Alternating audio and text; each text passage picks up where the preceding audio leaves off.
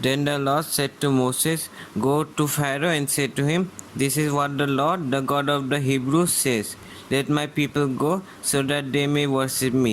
If you refuse to let them go and continue to hold them back, the hand of the Lord will bring a terrible plague on your livestock in the field, on your horses, donkeys, and camels, and on your cattle, sheep, and goats. But the Lord will make a distinction between the livestock of Israel and that of Egypt, so that no animal belonging to the Israelites will die.' The Lord set a time and said, 'Tomorrow the Lord will do this in the land.' And the next day the Lord did it. All the livestock of the Egyptians died, but not one animal belonging to the Israelites died. Pharaoh investigated and found that not even one of the animals of the Israelites had died. Yet his heart was unyielding, and he would not let the people go. The plague of boils. Then the Lord said to Moses and Aaron, "Take handfuls of soot from a furnace and have Moses toss it into the air in the presence of Pharaoh.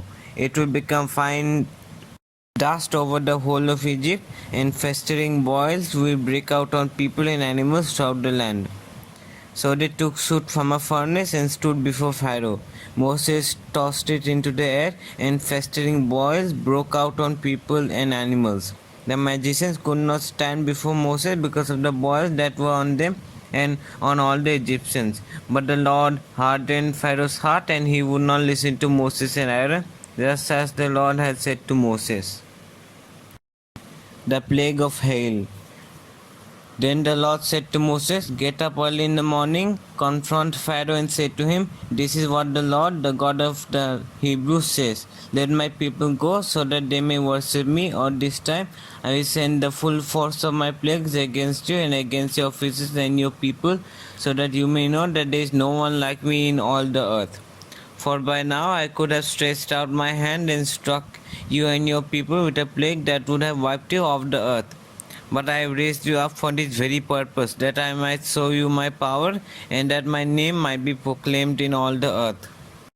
You will set yourself against my people and will not let them go. Therefore, at this time tomorrow, I will send the worst hailstorm that has ever fallen on Egypt, from the day it was founded till now. Give an order now to bring your livestock and everything you have in the field to a place of shelter, because the hail will fall on every person and animal that has not been brought in and is still out in the field, and they will die." Those officers of Pharaoh who feared the word of the Lord hurried to bring their slaves and their livestock inside. But those who ignored the word of the Lord left their slaves and livestock in the field. Then the Lord said to Moses, "Stretch out your hand toward the sky, so hail will fall all over Egypt, on people and animals, and on everything growing in the fields of Egypt." When Moses stretched out his staff toward the sky, the Lord sent thunder and hail, and lightning flashed down to the ground. So the Lord rained hail on the land of Egypt. Hail fell, and lightning flashed back and forth. It was the worst storm in all the land of Egypt since it had become a nation. Throughout Egypt, hail struck everything in the fields, both people and animals. It beat down everything growing in the fields and stripped every tree. The only place it did not hail was the land of Goshen, where the Israelites were. Then Pharaoh summoned Moses and Aaron. "This time I have sinned," he said to them. "The Lord is in the right, and I and my people are in the wrong. Pray to the Lord, for we have had enough thunder and hail. I will let you go. You do not have to stay any longer." Moses replied, "When I have gone out of the city, I will spread out my hands in prayer to the Lord. The thunder will stop, and there will be no more hail, so you may know that the earth is the Lord's. But I know that you and your officers still do not fear the Lord God." The flax and barley were destroyed, since the barley had headed and the flax was in bloom. The wheat and spelt, however, were not destroyed because they ripened later. Then Moses left Pharaoh and went out of the city. He spread out his hand towards the Lord. The thunder and the hail stopped, and the rain no longer poured down on the land. When Pharaoh saw that the rain and hail and thunder had stopped, he sinned again. He and his officers hardened their hearts, so Pharaoh's heart was hard and he would not let the Israelites go, just as the Lord had said through Moses. Exodus chapter 10, the plague of locusts. Then the Lord said to Moses, Go to Pharaoh, for I have hardened his heart and the hearts of his officers, so that I may perform these signs of mine among them, that you may tell your children and grandchildren how I dealt harshly with the Egyptians, and how I performed my signs among them, and that you may know that I am the Lord. So Moses and Aaron went to Pharaoh and said to him, This is what the Lord, the God of the Hebrews, says. How long will you refuse to humble yourself before me? Let my people go, so that they may worship me. If you refuse to let them go, I will bring locusts into your country tomorrow. They will cover the face of the ground, so that it cannot be seen. They will devour what little you have left after the hail, including every tree that is growing in your fields. They will fill your houses and those of all your officers and all the Egyptians, something neither your parents nor your ancestors have ever seen from the day they settled in this land till now. Then Moses turned and left Pharaoh. Pharaoh's officers said to him, How long will this man be a snare to us? Let the people go, so that they may worship the Lord their God. Do you not yet realize that Egypt is ruined? Then Moses and Aaron were brought back to Pharaoh. Go, worship the Lord your God, he said, but tell me who will be going. Then Moses and Aaron were brought back to Pharaoh. Go, worship the Lord your God, he said, but tell me who will be going. Moses answered, We will go with our young and our old, and with our sons and our daughters, and with our flocks and herds, because we are to celebrate a festival to the Lord. Pharaoh said, The Lord be with you. If I let you go along with your women and children, clearly you are bent on evil. No, have only the men go and worship the Lord, since that's what you have been asking for. Then Moses and Aaron were driven out of Pharaoh's presence. And the Lord said to Moses, Stretch out your hand over Egypt, so that locust swarms over the land and devour everything growing in the fields, everything left by the hail. So Moses stretched out his staff over Egypt, and the Lord made an east wind blow across the land all that day and all that night. By morning the wind had brought the locusts. They invaded all Egypt and settled down in every area of the country in great numbers. Never before had there been such a plague of locusts, nor will there ever be again. They covered all the ground until it was black. They devoured all that was left after the hail. Everything growing in the fields and the fruits on the trees. Nothing green remained on tree or plant in all the land of Egypt. Pharaoh quickly summoned Moses and Aaron and said, I have sinned against the Lord your God and against you. Now forgive my sin once more and pray to the Lord your God to take this deadly plague away from me. Moses then left Pharaoh and prayed to the Lord. And the Lord changed the wind to a very strong west wind, which caught up the locusts and carried them into the Red Sea. Not a locust was left anywhere in Egypt. But the Lord hardened Pharaoh's heart, and he would not let the Israelites go. The plague of darkness. Then the Lord said to Moses, Stretch out your hand toward the sky, so that darkness spreads over Israel. The plague of darkness. Then the Lord said to Moses, Stretch out your hand toward the sky, so that darkness spreads over Israel, darkness that can be felt. So Moses stretched out his hand toward the sky, and total darkness covered all Egypt for 3 days. No one could see anyone else or move about for 3 days. Yet all the Israelites had light in the places where they lived. Then Pharaoh summoned Moses and said, Go, worship the Lord. Even your women and children may go with you. Only leave your flocks and herds behind. But Moses said, You must allow us to have sacrifices and burnt offerings to present to the Lord our God. Our livestock too must go with us. Not a hoof is to be left behind. We have to use some of them in worshipping the Lord our God, and until we get there, we will not know what we are to use to worship the Lord. But the Lord hardened Pharaoh's heart, and he was not willing to let go. Pharaoh said to Moses, Get out of my sight. Make sure you do not appear before me again. The day you will see my face, you will die. Just as you say, Moses replied, I will never appear before you again. Exodus chapter 11. The plague on the firstborn. Now the Lord had said to Moses, I will bring one more plague on Pharaoh and on Egypt. After that, he will let you go from here. And when he does, he will drive you out completely. Tell the people that men and women alike are to ask their neighbors for articles of silver and gold. The Lord made the Egyptians favorably disposed toward the people, and Moses himself was highly regarded in Egypt by Pharaoh's officials and by the people. So Moses said, This is what the Lord says. About midnight I will go throughout Egypt. Every firstborn son in Egypt will die, from the firstborn son of Egypt who sits on the throne to the firstborn son of the female slave who is at her handmill, and all the firstborn of the cattle as well. There will be loud wailing throughout Egypt, worse than there has ever been or ever will be again. But among the Israelites not a dog will bark at any person or animal. Then you will know that the Lord makes a distinction between Egypt and Israel. All these officers of yours will come to me, bowing down before me and saying, Go, you and all the people who follow you. After that I will leave. Then Moses, hot with anger, left Pharaoh. The Lord said to Moses, Pharaoh will refuse to listen to you, so that my wonders may be multiplied in Egypt. Moses and Aaron performed all these wonders before Pharaoh, but the Lord hardened Pharaoh's heart, and he would not let the Israelites go out of his country.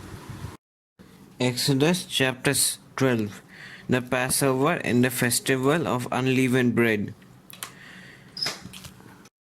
The Lord said to Moses and Aaron in Egypt, This month is to be for you the first month of your year. Tell me the whole community of Israel that on the 10th day of this month each man is to take a lamb for his family, one for each household. If any household is too small for a whole lamb, they must share one with their nearest neighbor, having taken into account the number of people there are. You are to determine the amount of lamb needed in accordance with what each person will eat. The animals you choose must be year-old males without defect, and you may take them from the sheep or the goats. Take care of them until the 14th day of the month, when all the members of the community of Israel must slaughter them at twilight. Then they are to take some of the blood and put it on the sides and tops of the door frames of the houses where they eat the lambs. That same night they are to eat the meat roasted over the fire, along with bitter herbs and bread made without yeast. Do not eat the meat raw or boiled in water, but roast it over fire, with the head, legs, and internal organs. Do not leave any of it till morning. If some of is left till morning, you must burn it. This is how you are to eat it, with your cloak tucked into your belt, your sandals on your feet, and your staff in your hand. Eat it in haste, it is the Lord's Passover. On the same night I will pass through Egypt and strike down every firstborn of both people and animals, and I will bring judgment on all the gods of Egypt. I am the Lord. The blood will be a sign for you on the houses where you are, and when I see the blood, I will pass over you. No destructive plague will touch you when I strike Egypt. This is a day you are to commemorate. For the generations to come, you shall celebrate it as a festival to the Lord, a lasting ordinance. For 7 days you are to eat bread made without yeast. On the first day, remove the yeast from your houses, for whoever eats anything with yeast in it from the first day through the 7th day be cut off from Israel.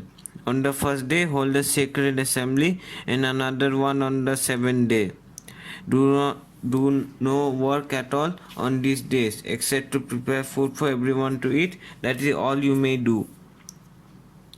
Celebrate the festival of unleavened bread, because it was on this day that I brought your divisions out of Egypt.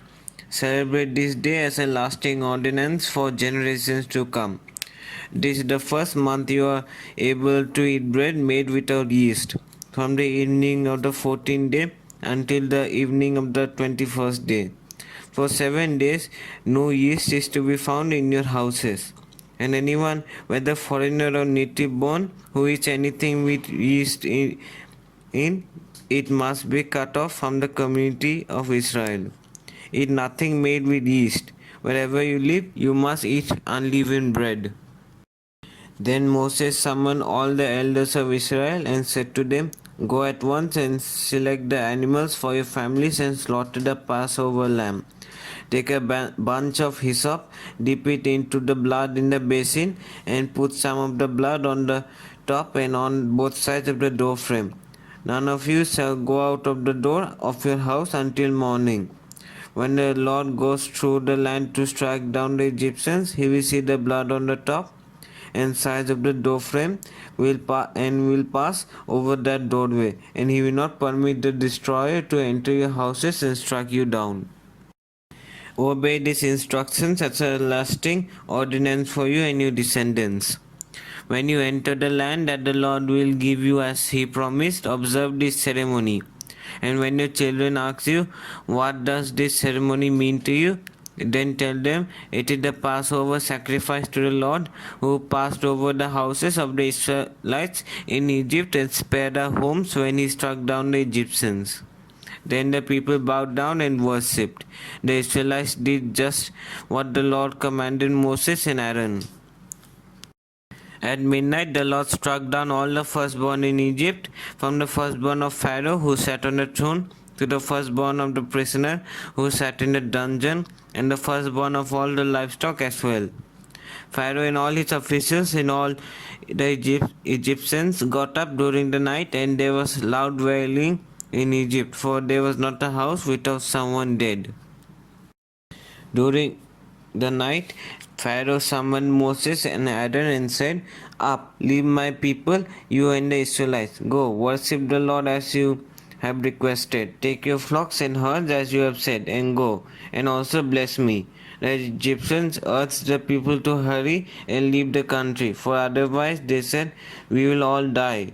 So the people took their dough before the yeast was added and carried it on their shoulders in kneading troughs wrapped in clothing.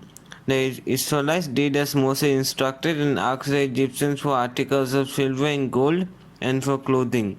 The Lord had made the Egyptians favorably disposed towards the people, and they gave them what they asked for, so they plundered the Egyptians.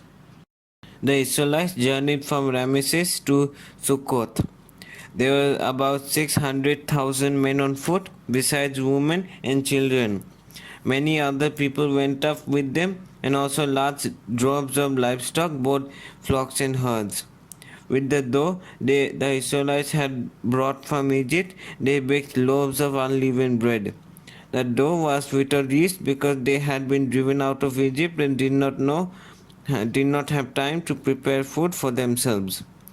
Now the length of time the Israelite people lived in Egypt was 430 years. At the end of the 430 years to the very day, all the Lord's divisions left Egypt, because the Lord kept vigil that night to bring them out of Egypt. On this night all the Israelites are to keep vigil to honor the Lord for the generations to come. Passover Restrictions. The Lord said to Moses and Aaron, These are the regulations for the Passover. No foreigner is to eat of it. Any slave you have bought may eat of it after you have circumcised him, but a temporary resident or a hired worker may not eat it. It must be eaten inside one house. Take none of the meat outside the house. Do not break any of the bones. The whole community of Israel must celebrate it. Any foreigner residing among you who wants to celebrate the Lord's Passover must have all the males in his household circumcised. Then he may take part like one born in the land. No uncircumcised male may eat of it. The same law applies both to the native born and to the foreigner residing among you. All the Israelites did just as what the Lord had commanded Moses and Aaron. And on that very day, the Lord brought the Israelites out of Egypt by their divisions.